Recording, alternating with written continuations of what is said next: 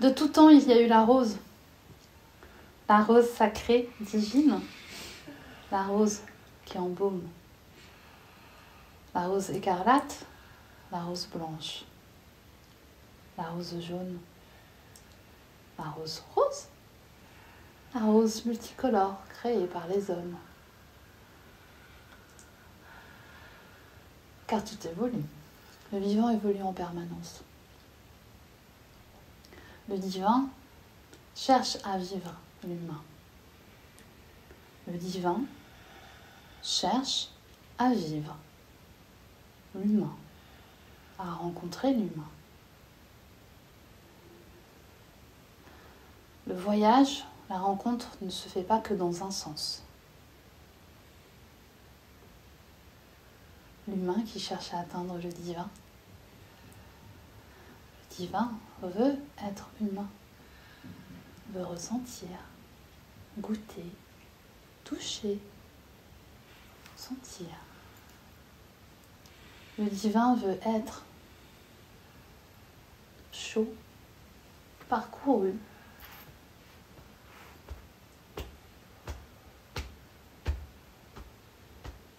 d'ondulations organiques, d'ondes de vie, d'explosions de cellules, de réactions en tout genre, de ce qui rend la vie savoureuse, goûteuse, éclatante, unique. Le divin crée.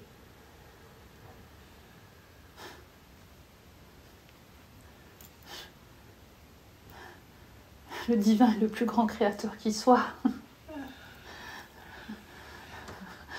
Le divin crée en permanence et le divin crée des formes d'être différentes.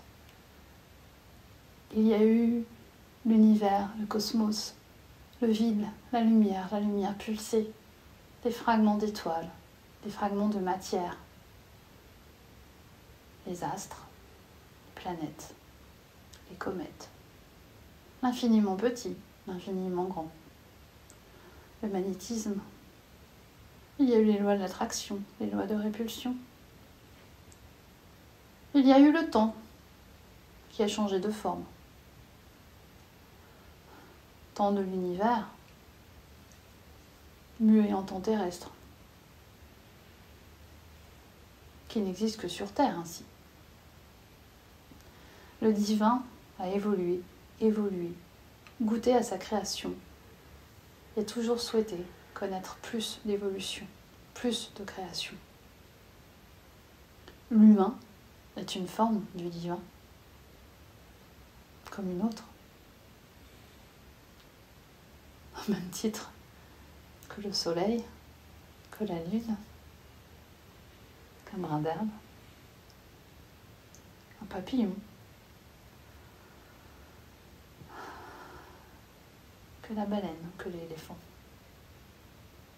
L'humain est aussi divin que toutes ces créatures. Il n'est pas moins comme il le pense souvent ou comme il le croit souvent. Ce sont les religions, souvent, qui ont dévoyé le vrai divin. Ceci est délivré sans jugement, sans reproche, simplement un constat.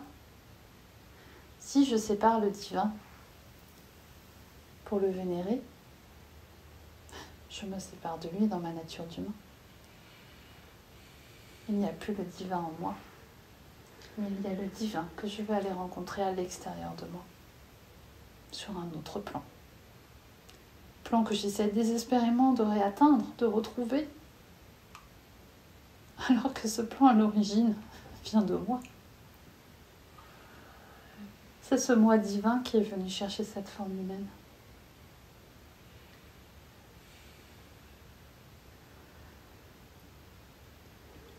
Le divin a besoin d'unité, de retrouver toutes ces excroissances, tous ces filaments dans toutes les dimensions, dans tous les mondes, dans tous les espaces. même énergie d'amour, même grande conscience. C'est la même conscience qui existe dans chaque pan de la création. Une conscience qui expérimente plein d'états en parallèle, sur Terre et en dehors de la Terre. Il est question d'unité aujourd'hui, revenir à ce lien. Tout est relié, tout est connecté, car tout est un, effectivement.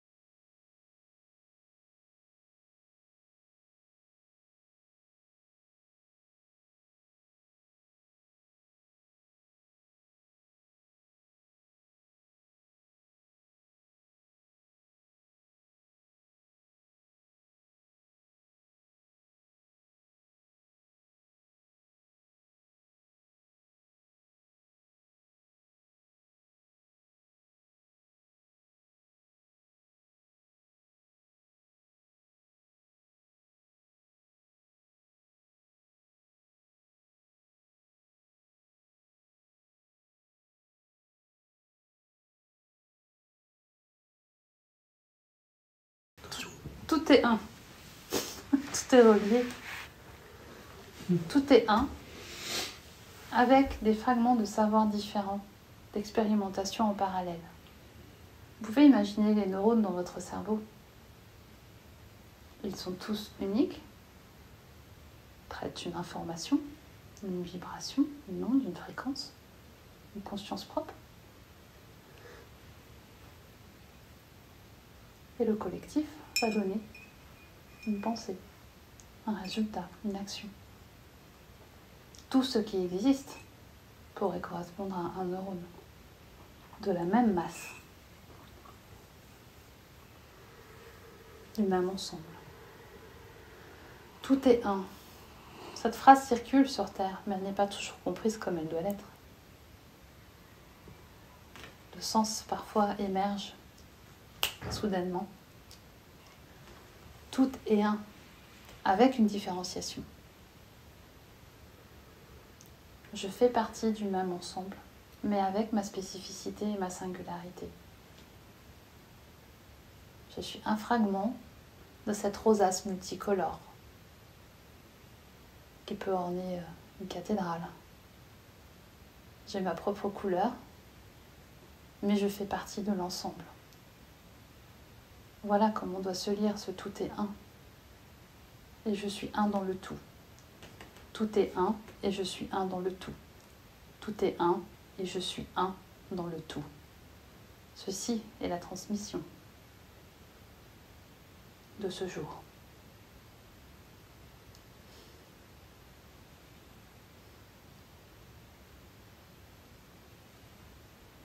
Aujourd'hui, vous avez réaccueilli votre cœur sacré qui a toujours été présent, mais dont vous n'aviez pas conscience, souvent recherché à l'extérieur de vous, souvent vécu par procuration auprès de personnes qui l'ont vécu, identifié et incarné, qui lui ont donné voix d'expression. Il est temps de revenir à votre propre cœur sacré. Qu'est-ce que tu ressens? En quoi crois-tu? Quelle est ta vérité? Quelle est ta couleur? Quels sont tes mots, tes valeurs? Quels sont tes fondements? Quelle est ta magie? Quelle est cette magie que tu mets à disposition des autres pour qu'ils contactent leur propre magie? Chaque cœur sacré renferme une pépite, unie dans la même énergie d'amour, unie dans cette envie de créer une unité, mais avec des différences. Il faut à la fois accepter l'unité et à la fois accepter la différence. Ce n'est pas l'un ou l'autre. Et parfois il y a l'amour et parfois il y a la haine et la colère, la jalousie, l'insécurité, le sentiment d'abandon. L'un ne va pas sans l'autre.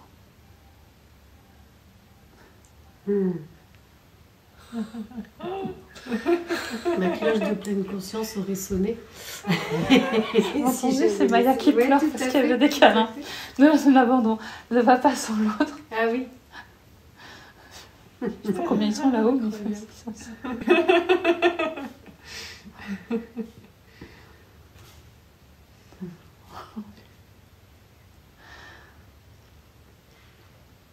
ces émotions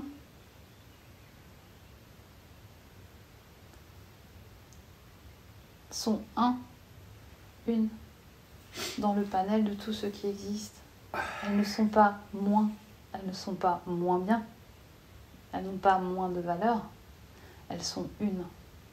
Ce qui est important, c'est de ne pas rester dans un état, de ne pas rester dans une émotion, et que cette émotion prenne tout l'espace.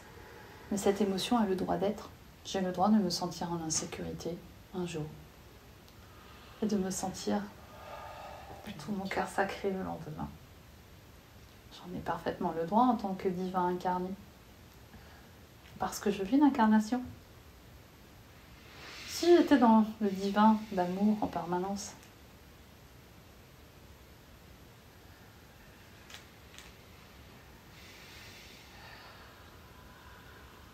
je serais figée. Et je ne pourrais pas rencontrer les personnes qui sont dans ces émotions. J'ai besoin de vivre ces états différents, ces émotions différentes pour aussi rencontrer la globalité et l'entièreté des êtres que je croise sur ma route.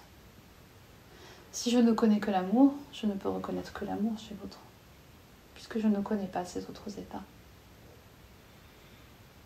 Et ne pas comprendre ce que je perçois à côté. Si j'ai connu l'insécurité, si j'ai connu la peur, si j'ai connu le manque, la tristesse, le deuil, la perte, je peux comprendre. Je peux être dans l'empathie. Et je peux recréer ce pont d'amour. Tout me ramène à revivre cette unité et cet état d'amour en ayant accepté cette blessure ou cette émotion difficile à vivre humainement. C'est de l'amour. Ce n'est que de l'amour. Au départ, ce n'est que de l'amour et à l'arrivée, ce n'est que de l'amour. C'est un état transitoire entre deux états d'amour.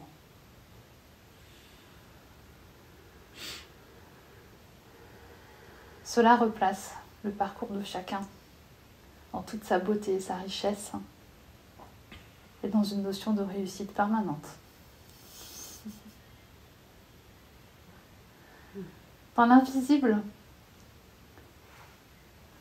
nous n'aimons pas ce mot de l'échec. Qui peut dire que c'est un échec? D'un point de vue, de ce point de vue-là, serait-ce un échec?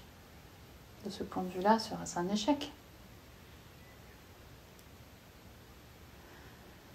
Il n'y a que des expériences qui mènent à un état d'amour. Le chemin peut être plus ou moins long pour atteindre cette nouvelle porte. Porte d'amour, expérience, porte d'amour. Le chemin peut être très long. Le chemin peut être instantané. Mais ce n'est qu'un chemin. Ça ne doit rester qu'un chemin, pas une destination ou un état permanent. Même l'état d'amour le plus grand, vécu humainement, n'est pas un état permanent. Il n'y a rien de permanent dans l'univers. Il y a des échelles de temps différentes qui donnent cette notion d'éternité, d'atemporalité. Mais le mouvement est constant. État, état, état, état, état, état, état, état. État d'amour, cheminement, expérience, état d'amour. Cheminement, expérience, état d'amour. En regardant les choses avec cette perspective, je peux atteindre beaucoup plus facilement l'état d'amour suivant. Être dans un abîme de tristesse à un moment donné, vivre ma blessure de divin incarné et retrouver spontanément ce « mais l'amour est là, tout autour, tout le temps en permanence ». Et à un moment donné, je le ressentirai à nouveau dans mon cœur sacré. Ce n'est qu'une question de temps. Adieu les drames, adieu les toujours. Je dédramatise. Qu'est-ce qui est vraiment grave ? Cet état d'amour reviendra à un moment donné. C'est inéluctable. Car l'univers, tout ce qui a été conçu, a été créé à partir de l'énergie d'amour. On ne peut pas échapper à son état originel, à notre constitution originelle. La vie organique se fait par agglomération, attraction, fusion, rencontre, énergie d'amour, liant. C'est une énergie liante. Je ne peux pas perdre ma nature originelle sur aucun des plans.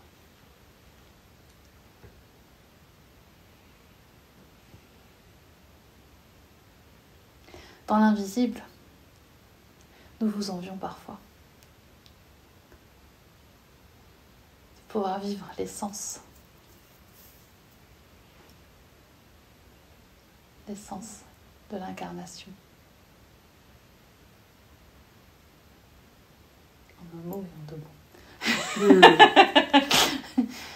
Nous vous envions de pouvoir savourer, goûter, toucher, sentir le soleil sur votre peau, les odeurs.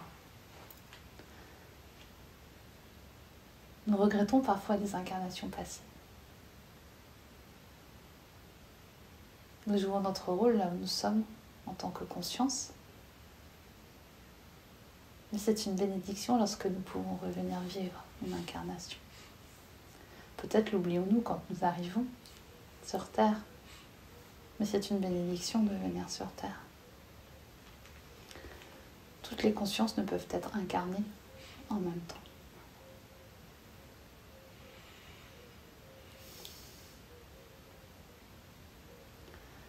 Par votre intermédiaire, nous pouvons ressentir et vivre ces états d'incarnation. Voir les interactions se former. Les interactions sont visibles, contrairement à notre plan d'amour. Nous pouvons observer les élans, les interruptions, les rencontres, les naissances. Vous pouvez donner naissance à un être, à un concept, à une médecine.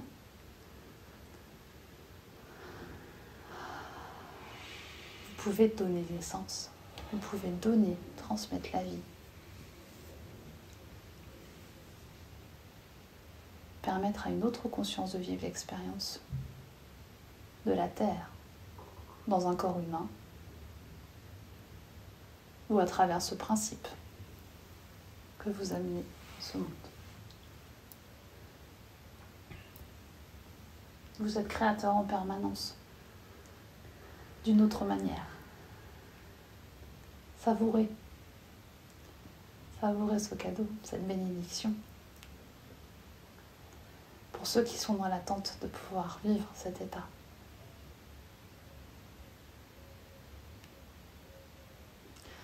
Merci à vous pour votre présence, pour votre écoute, pour votre engagement de cœur. Sachez que ce cœur sacré sait ce qu'il a à faire et pourquoi il est là. Il va venir taper à la porte. Il va venir lancer peut-être des grands chantiers, des grandes envies. Accueillez les visions et ressentiez les idées qui arriveront dans les prochains jours et les prochaines semaines. Ne les prenez pas pour des idées folles, hors de portée, inatteignables, inaccessibles. Prenez-les pour ce qu'elles sont. Des possibles, non encore incarnés.